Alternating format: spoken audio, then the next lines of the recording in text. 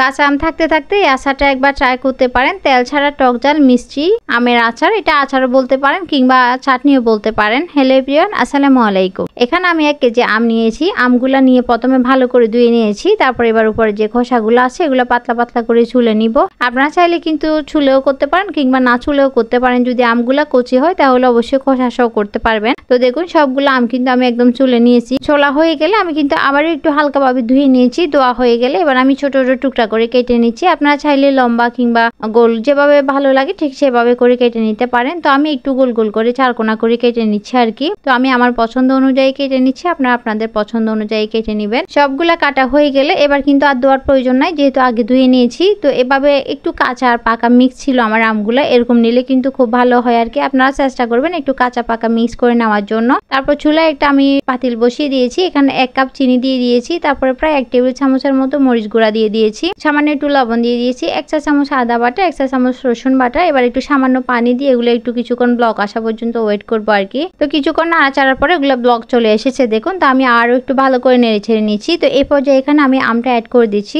তো আমটা অ্যাড করে দেওয়ার পরে আমটা আবারও একটু নেড়ে ছেড়ে মিক্স করে নিব। এখানে কিন্তু আমি আরো অন্য মশলা অ্যাড করব। জাস্ট আমটা একটু মিক্স করা হয়ে গেলে এখানে প্রথমে দিয়ে দিচ্ছি আমি প্রায় 2 টেবিল চামচের মতো সরিষা বাটা, কিছুটা পরিমাণ গোটা জিরা দিয়ে দিলাম, আর বেশ কিছুটা দিয়ে দিচ্ছি আমি 5 ফোড়ন গুঁড়া। এখানে সবকিছু মিলিয়ে 5 ফোড়ন গুঁড়া করা আছে। একটু মেথি দিয়ে দিলাম, 1 চা চামচ আমি শুকনো মরিচ গুঁড়া দিয়ে দিলাম। তারপর এবার ভালো করে মিক্স করে নিচ্ছি।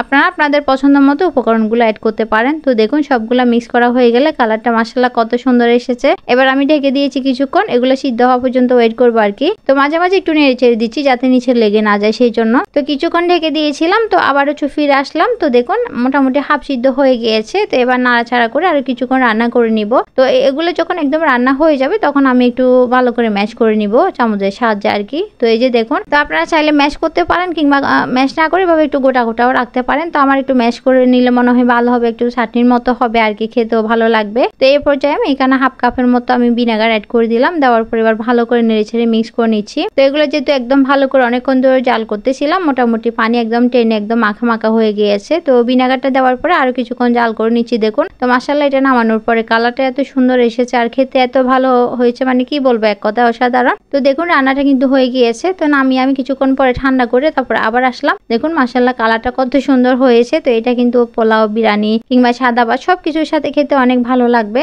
তো এবার একটা কাঁচের জার ধুয়ে আমি আগে থেকে শুকিয়ে রেখেছিলাম, ওই জারটার মধ্যে নিয়ে নিচ্ছি। তো মাশাআল্লাহ দেখুন কত সুন্দর হয়েছে। তো আপনাদের যদি ভালো লাগে অবশ্যই আপনারা একবার ট্রাই করতে পারেন, খেতেও কিন্তু এক কথায় অসাধারণ। এই গরমের মধ্যে কিন্তু একটু আচার দিয়ে ভাত খেলে কিন্তু অনেক ভালো লাগে। তো আপনারা অবশ্যই একবার ট্রাই করবেন। আর আমার ভিডিওটা ভালো লাগলে প্লিজ একটা লাইক দিতে ভুলবেন না। আপনাদের সবাই সুস্বাস্থ্য কামনা করে আজকে এখানে বিদায় নিয়ে নিচ্ছি। আল্লাহ হাফেজ, আসসালামু আলাইকুম।